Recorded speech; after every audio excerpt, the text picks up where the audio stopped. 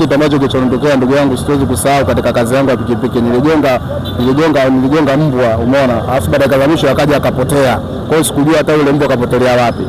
Ndio historia yangu hiyo.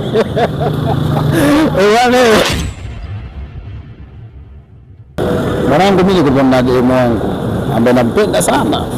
Ushaelewa? Ambaye yani nimepanga naye mipango mingi sana. Sasa mwisho wa siku kuna jamaa ambaye tulikuwa tuna ukaribu anakujaga alikuwa fundi wangu. Mwisho wa siku yule jamaa uweza mimi akatembea na shemeji. Sasa sasa kuna huko mimi kuna kuchunguza na nini nikajua.